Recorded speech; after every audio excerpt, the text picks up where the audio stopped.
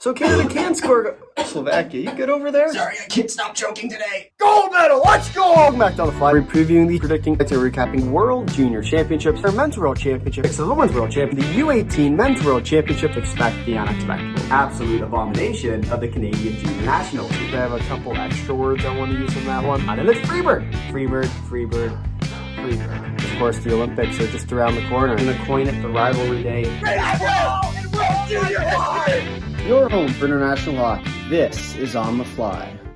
Hello everyone, welcome back to On the Fly. Today we're recapping Day 4 of the World Junior Championships happening in Minneapolis and St. Paul, Minnesota. So we'll hop into it today, starting with the scores from today's game, starting with an 8-1 victory for Sweden over Germany. Now this game, I think, was finally what we were anticipating from this Swedish team, scoring 8 goals in a game that frankly had a lot of offense. And it started off in the first with a team for Sweden, at least, that I think in many ways we were waiting for, and it was good to see. I'd say more than anything else, to see kind of that powerhouse offensive team that we're all anticipating kind of return to the ice. And you saw it especially in their passing, especially in their confidence, especially in their shooting, that this team was going to be a team to beat. And I think as this game went on for Germany, you were kind of anticipating some sort of pushback, and they did, and credit to them, they did put up a little bit of a fight, but you could just tell the way that the Swedish team is built and the way that they were playing tonight, that it didn't really matter what was going to happen and what Germany was going to be able to do, because the Swedes were just the far better team. And I think it's the first time we've really seen them play that way at this tournament. They weren't like that against the Slovaks in their opener. They weren't like that against the Swiss the other day. But against the Germans, they just kind of found their groove. And I think you look at what's to come for the Swedish team. They have a big game coming up against the U.S. on the 31st. If they can win that game, they'll take the top spot in Group A and not have to play one of the 3 teams in Canada, Czechia, or Finland, which is a much easier quarterfinal matchup, and one that I think they very likely can win. It'll likely be against Latvia. More on that in just a few minutes. But I think when we look at what the Swedes have to do, they're going to struggle against the Finns. They're going to struggle against the Czechs. Both teams play a very good defensive style. Canada, I don't expect to fall to that 3rd spot, and they won't fall to that 3rd spot. So the Swedes won't get Canada, so then it's basically just between the Finns and the Czechs. And so what I'd say in terms of, or for Finland, is that they're going to have problems with their structure. They've always had problems with their structure in years past, and especially with the poor quality defense they have behind them. And I know I say that a lot, and it's not as bad as I make it out to be, but when you play top-end teams like the Finns, like the Czechs, who are going to punish you on every mistake, the amount of mistakes that the Swedish defense make on a game-to-game basis is going to get punished. And we saw that early on in the first 2 games, that they were making a lot of mistakes and they were getting punished for it, because teams like Switzerland, teams like the Slovaks, are going to be able to put the puck in the back of the net when you give them opportunities to do so. And I think for the Swedes, they don't want to have to go through the Finns, because the Finns are a real tough matchup. The Czechs, I think, are looking the best they've looked in quite a few years. And I think they very likely could go all the way at this year's tournament. And I think you look at the players they've added with Redi Murka now on the back end, and all of a sudden, it's a completely different dynamic with this team, a team that can play both offensive like we saw against the Canadians, but also very efficiently on the back end. And so it's going to be a dangerous team. The goaltending, I think, is one that question mark is starting to get resolved for the Czechs. You don't want to be going up against either of those teams if you're the Swedes. So their game against the U.S. can become oh so important, and it's good to see them catching their catching their stride at the right time. So for the Swedes today, a big win, 8-1. As for the German team, this was a game that was, once again, another kind of penciled-in loss. The Swedes haven't played great to this point, so there were a few kind of question marks coming into this game that, who knows, maybe the Germans can catch a few goals and get a little lucky with their goaltending, but just outmatched today. And so they're trying to find little small things that they can build on going into their big game against the Swiss coming up tomorrow. And it's going to be an interesting game, I think. And it's going to be the type of game that when you look at what's to come for them, It's the most important game tomorrow. If they lose that, they're heading to the relegation game, and then they're going to have to play for their tournament lives to stay up yet another year. So for the Germans, trying to build on any small things they can find. There weren't a lot of them, but they did get a goal, so I guess that is a positive, and their power play looked okay. So for the Germans, anything that you can draw on is obviously a good sign, and so that'll be it for the first game, an 8-1 victory for the Swedes. I can't talk too much more about an 8-1 game, but Sweden does take this one 8-1, gets the 3 points. Now we'll move to the second game and your game of the day. And like we said yesterday, look for the Czechs to really control the pace of play early. And sure enough, they did. And so what I'd say is, yes, there is a 5-minute major in here as well that kind of got sprinkled in, which wasn't really a part of that. And it ended up being really the only regulation goal for the Czechs. But you saw the way that they dominated that first 20 minutes of that first period and that 20 minutes of play. And that is the kind of hockey I expect to see from this Czech team all the way down the line. And if they can continue that, they do have a very good shot to beat the Canadians. They do have a very good shot to beat the US, to beat the Swedes, to beat the Finns once again. And because the Finns play a defensive structure at any time. And you look at the way Rimpinen played tonight for the Finns in net. And I think you add all those things together. If you play the Canadians, you play the Swedes, you play the US, they're not going to have all those things together. And you're going to score a lot more goals than what you did tonight. And so for the Czechs, they controlled the pace of play early on. Yes, they let it slip a little bit at the end. And so the Finns kind of came back a titch. And then all of a sudden they did score the eventual goal. But as far as the play style went, I'd say they controlled the first two periods pretty handedly. The third period towards the end started to slip away, and it was more of a desperation from the Finns having to stretch out, being down a goal. But I think you look at the way that the Czechs are playing right now, it's the exact way they need to play if they want to continue going far in this tournament. And who knows, they might just be able to pull off an upset and win the gold at this year's tournament. That one wouldn't surprise me. But if you also watched our prediction video, you'd also know why I'm not that surprised that the Czechs are doing well at this tournament. As for the Finns today, I think it was a game that was kind of, you were waiting for to see what was going to come from this Finnish team at this year's tournament. They haven't played very difficult competition.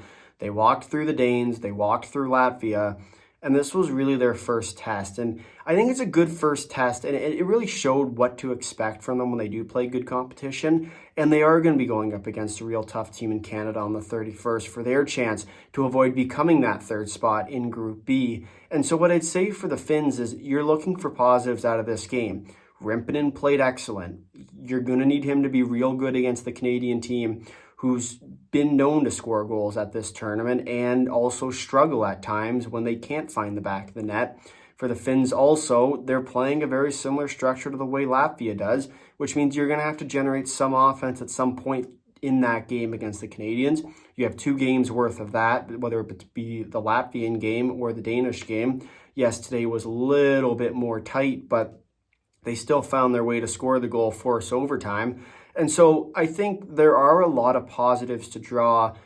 You have to stay out of the box. You're going to get burned on the power play. The Canadian power play is one of the better power plays at this year's tournament, especially with the way they can move the puck. I'd say they're probably second right now as far as kind of that, who I think has the best power play, ignoring all the stats behind it. I'd say the Swedes have the number 1, especially their top unit. It's just disgusting, and it's hard to argue around that. But I think for the Finns, if they can stay disciplined, commit to a good defensive structure, that's how they can really upset this Canadian team. And I think if they play similar to the way they did today against the Czechs, they'll get a few more opportunities. Where the Czechs played a really good game today. They didn't make many mistakes. Towards the end, they let it slip a little bit. But through and through, that Czech team played an outstanding game today, and one that I think they're going to draw a lot of momentum from, especially as they move along in this tournament.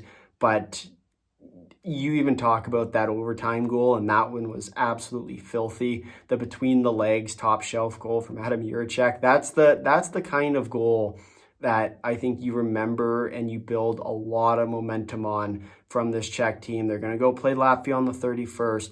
They can win that game. They're basically into that second spot in Group B, assuming Canada can beat the Finns, which is also, I'd say, fairly likely at this point. And so you, once again, as we talked about coming into the tournament, your whole goal is to avoid being that third spot in Group B, avoid having to play the US, avoid having to play Sweden. That's your goal for this tournament, to make it far and to be able to make it to semis and onwards. And they did exactly that today. So good on the Czechs to win this one 2-1, your final. Well-played game from both teams and a real good defensive game like we were all expecting from these two great defensive nations. And so we'll now move to the third game of the day, and this is one that I had circled on my calendar, especially as this tournament's gone onwards, where we have the USA and Slovakia. The US did take this one 6-5, your final. And we look at this game and the way it was played, it was a game that I think in many ways the Slovaks are going to look back on and say, well, what if we did pull that one off? Because you look at the way that they ended up playing in the end, and the Slovaks were this close, right? They were a bounce away. They were a momentum shift away. They played arguably, I think, their best period of the tournament in that first period. They dominated most of the play. The U.S. didn't look great. They were a little bit shaky early on. You jump out to the 2-0 lead, and then the second period rolls around, and they kind of look like a different team. They start to stretch out more than they should be. They're not really controlling the pace anymore. They're kind of getting put on their back heels, getting absorbed in many ways by that U.S. team, and the U.S. started to find gaps in their defensive structure that they were getting away from, and then the goals started piling on. And so credit to them. They found some goals within that stretch of time, but I think in many ways, if you are the Slovaks, it still has to be a defense-first mentality, because when you go head-to-head scoring against teams like a USA, like a Sweden, you're not going to win. You need to win tighter games where you're limiting them to chances, and that's what we saw in that game against the Swedes, where you can keep games nice and tight. You have a better chance to end up pulling through. And yes, they ended up scoring 5 goals today, but at the same time, you need to make sure you are taking care of your own net, because the U.S., if you give them an opportunity to score, they're going to put the puck in the back of the net, especially with the way that they started to play towards the second and third period, where their top line started going, the power play started to figure itself out, and then from there, it was just downhill. And this game was more or less a 6-4 game. They scored the one late, and then from there, they just couldn't find that tying goal to force overtime. So a really excellent game by the Slovaks. They just couldn't pull through that final 40 minutes, or call it 30 minutes of play. They were this close. They really were this close to pulling through on this game. Unfortunately, today they just couldn't get the job done. And as for the U.S., I think they want to burn the memory books of that first period, but remember what happened in the second and third, because that U.S. team that rolled out in the second and third period was very different than the team that rolled out in that first period. And I think you look at the way that the U.S. team was playing today, if they can continue that, they are going to give the Swedes a run for their money for that top spot in Group A. They might be able to pull out a win against one of the Group B teams in the quarters. It's going to be a difficult run for them. I know people still have them in their favorite list, and because they are a great team, and yes, they're deep on paper, but I don't think of the Big Five this year that they are the top team or anywhere close to the top. I think you can confidently place them in at 5, especially after the performance we saw from the Swedes today. If they can play anything like that, if they can play anything like they did back in the pre-tournament, they're going to walk all over this U.S. team who they don't have, in my eyes, what it takes to be able to beat the Swedes. And I know people are going to come back to this video in a few days when the U.S. clobbers them 7-0.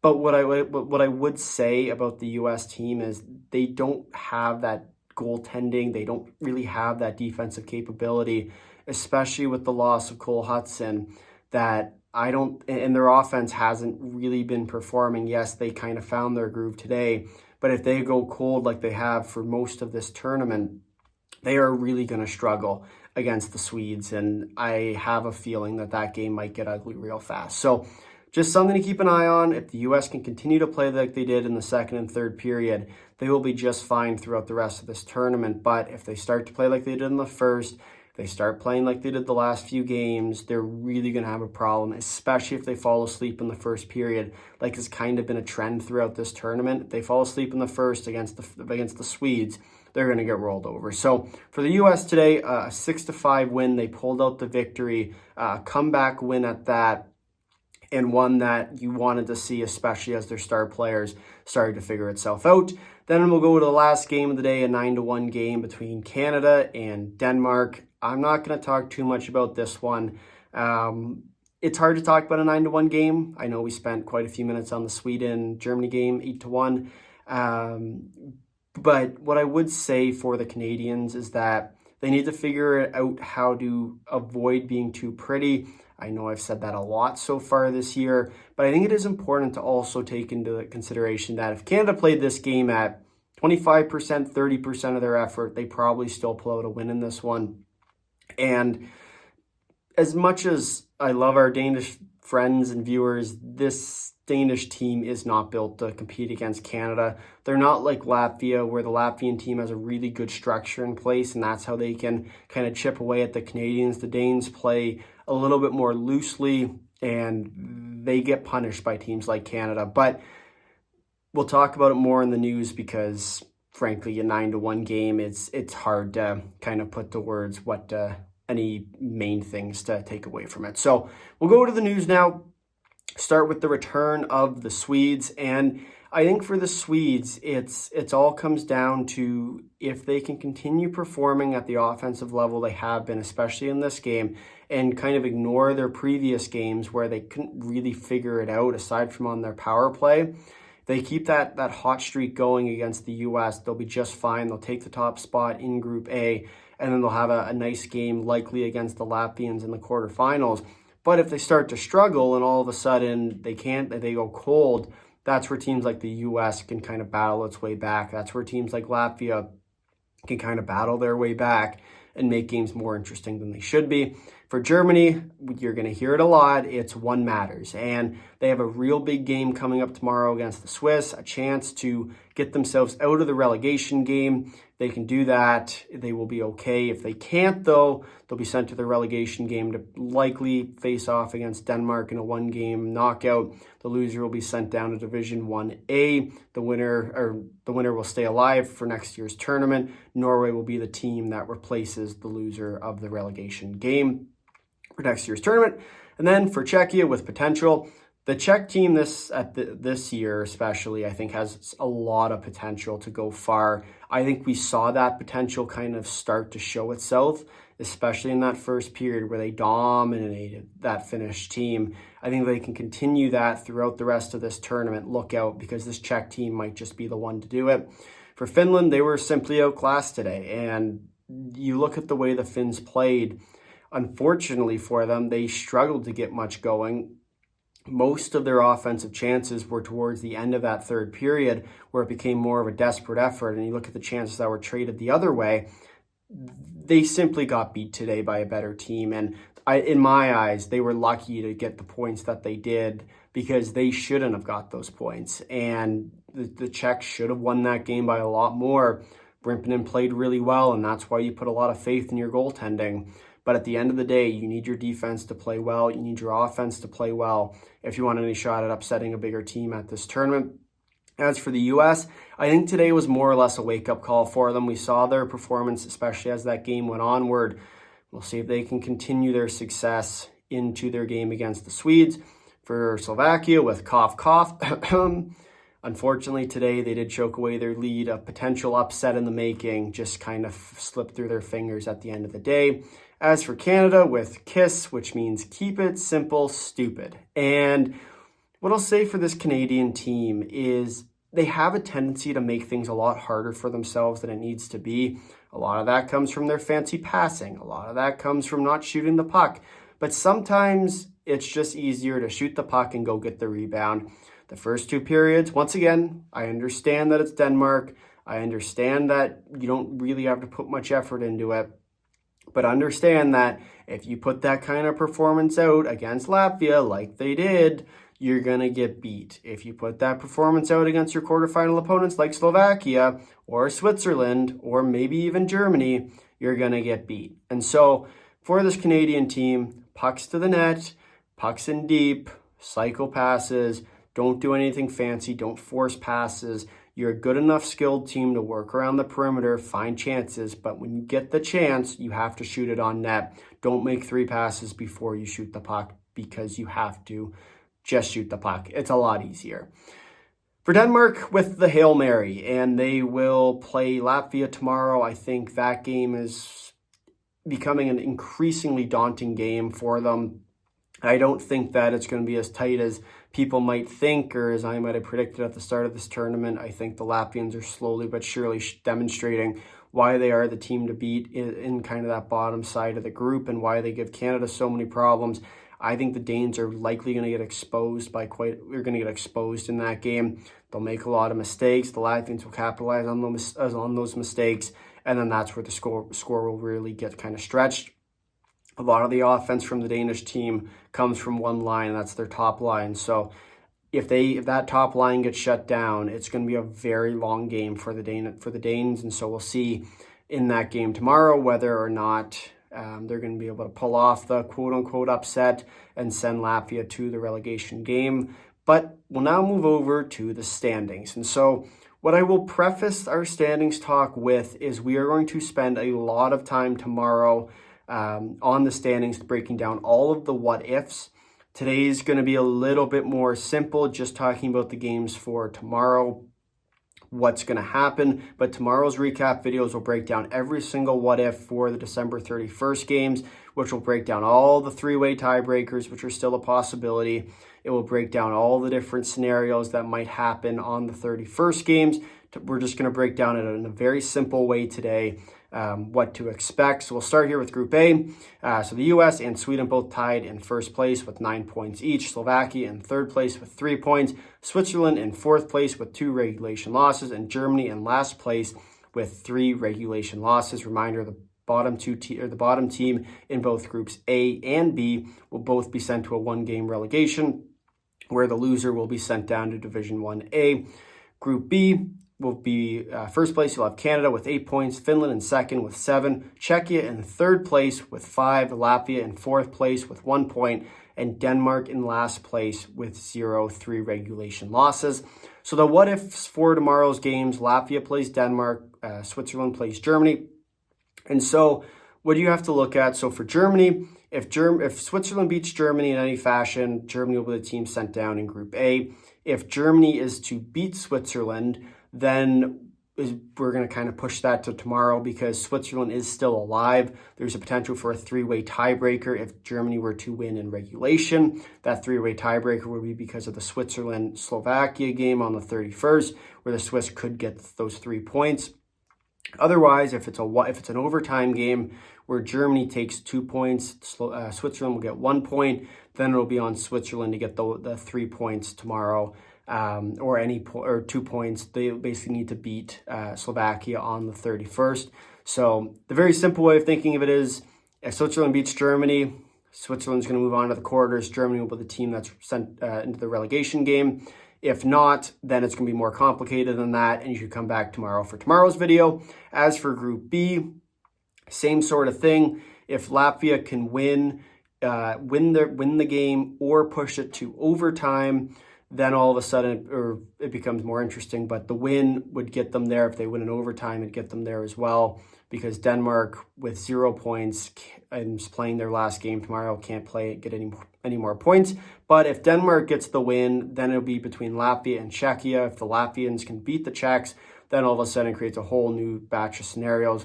Once again, though, for the simplistic version of it, if Latvia beats Denmark tomorrow, Denmark will be the team sent to relegation. Latvia will move up. If not, come to tomorrow's video and we'll break all the different scenarios down. So that's the very easy way of looking at it for tomorrow's games. We'll now turn over to the schedule for tomorrow. 2 games on the docket. 2 o'clock between Germany and Switzerland. 4:30 between Latvia and Denmark. Both your games of the day. I think the tighter game is going to be between Germany and Switzerland, just the way those two teams play against each other. Similar styles. It's going to be really come down to who has the better offense and who can find that goaltending in net.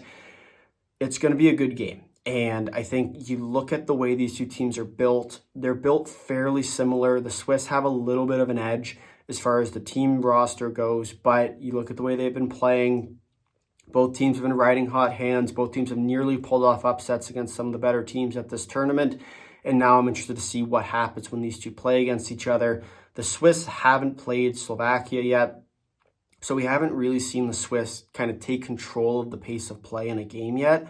And so what I'd say and what I'd caution against is if the Swiss kind of let Germany take control of the game early, they might struggle a little bit. But because Switzerland's only played the better team so far at this year's tournament, they might have that extra edge that they're used to playing at a faster speed, and hence they'll take over the pace, where Germany's kind of had their fair share of games so far where they might draw on some different games where they might play like they did against the Slovaks in that third period, but then kind of play like they did against the Swedes today and just get rolled over. So I think for the Swiss, they are considered the favorites. They should be considered the favorites, but don't count out the German team quite yet.